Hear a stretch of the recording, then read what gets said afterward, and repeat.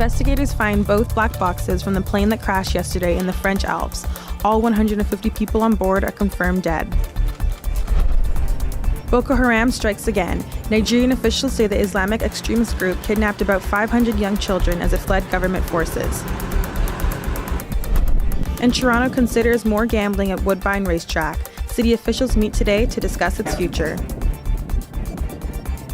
Hi, and welcome to Humber News. I'm Chantilly Post, coming to you from our newsroom here at Humber College North Campus. Investigators have found the two black boxes from the Germanwings flight that crashed into the Alps yesterday. They're hoping they explain what went wrong with the plane and what pilots were saying before it went down. All 150 people on board died. Both the data recorder and the voice recorder were recovered in the debris from the crash. Investigators say it'll probably take a couple of days to retrieve information from the recorders. Meanwhile, leaders of Germany, France, and Spain were at the scene today to meet rescue workers and bereaved families. The plane crashed in a remote area in the French Alps. Reports say the plane took 8 minutes to descend. Officials say there are no signs of foul play. More than 400 women and children have been reportedly taken captive by Boko Haram in Nigeria. The revelations come after forces from Niger and Chad freed a town under the control of Boko Haram. Local residents told soldiers that the militant group abducted the children when they fled the town.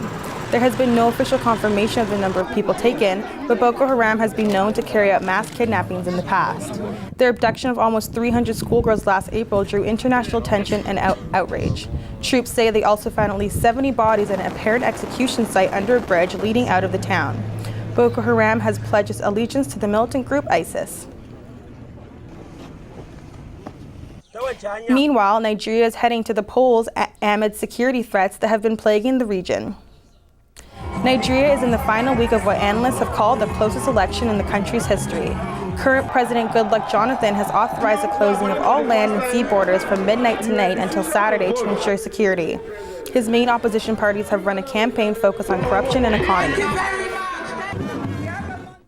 To Cairo now, where the trial of Canadian journalist Mohamed Fahmy has been delayed again. An Egyptian court has once again adjourned the case until April 22nd. The Canadian was working from Al Jazeera English at the time of his arrest in December 2013. He was charged with aiding a terrorist organization, specifically the Muslim Brotherhood. Fahmy has expressed frustration with the legal proceedings in Egypt. He's renounced his Egyptian citizenship in hopes of being deported back to Canada. Today, the lead investigator, who is the reason why we are, wrongly in this cage, has again failed to respond to questions that are very critical to this case. What is the criteria of being a Muslim Brotherhood? Why did he decide that I am a Muslim Brotherhood? On what basis? Fahmy says the ongoing trial has become a financial burden as he is paying for his court costs out of pocket. The U.S. and South Korean armies are showing off their military might and cooperation.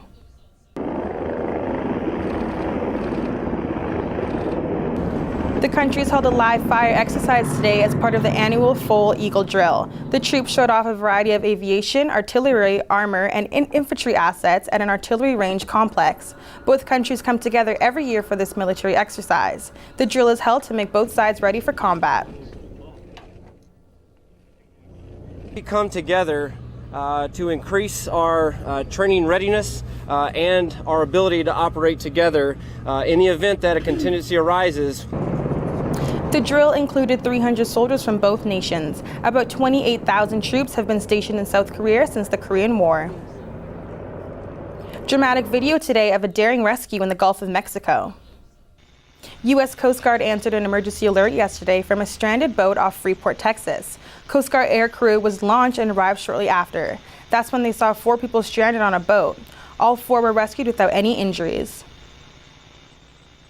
When we come back, Shai Williamson will have your 3-day forecast.